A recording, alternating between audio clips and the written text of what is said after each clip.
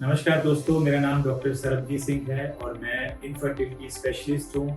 पिछले 15 सालों से मैं इनफर्टिलिटी के पेशेंट्स देख रहा हूँ और अभी तक 1 लाख से ज़्यादा पेशेंट्स मैं देख चुका हूँ। आइए जानते हैं आईवीएफ का प्रोसीजर क्या होता है। आईवीएफ का प्रोसीजर, जिसको हम लोग लोकल लैंग्वेज में टेस्ट ट्यूब बेबी या फिर ICSI इक्सी भी कहते हैं।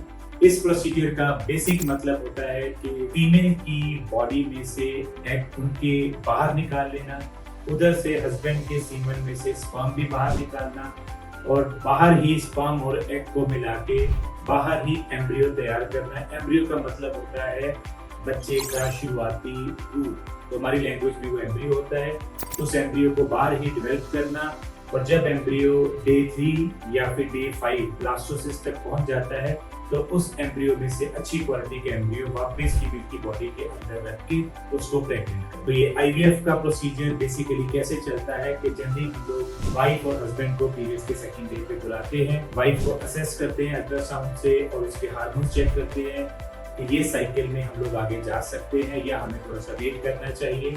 अगर हमें सब चीजें सही लगती है तो फिर हम वाइफ को इंजेक्शन देते हैं। इंजेक्शन देने का पर्पस होता है कि उसकी ओवरी में से ज्यादा एग बनाना, जिसका मतलब है 8 से लेके 15 तक में भी जनरली 10 से लेके 14 दिन के अंदर फीमेल के जो एग्स हैं वो रेडी हो जाते हैं। जब हमें लगता है कि उनके एग्स रेडी हो गए हैं तो हम लोग उनको फाइनल इंजेक्शन देके उसको हम अपनी आईवीएफ की लैब में बुलाते हैं एग रिट्रीवल प्रोसीजर के लिए, यानी कि एग निकालने के प्रोसीजर के लिए। तो जब हमारे पास में एग आते हैं तो हम लोग अंदर आईवीएफ की लैब में उन एग्स को असेस करते हैं। उधर से हम लोग उसके पार्टनर से, हस्बैंड से सीमन का सैंपल लेते हैं और उस सीमन के सैंपल में से अच्छे स्पर्म्स को सेग्रीगेट कर लेते हैं। उसके प्रोसेसेस होते हैं, प्रोटोकॉल्स होते हैं।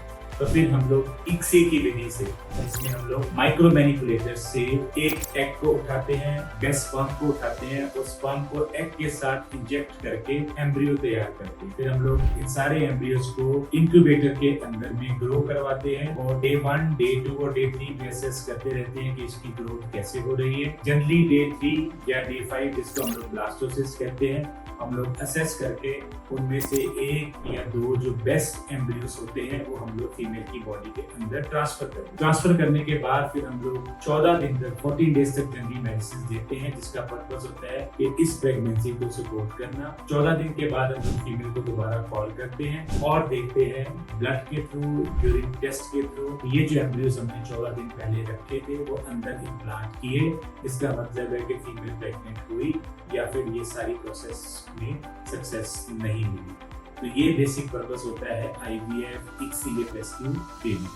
Dear friends, to know more about the infertility and the problems associated with infertility, please log on to my YouTube channel. Thank you.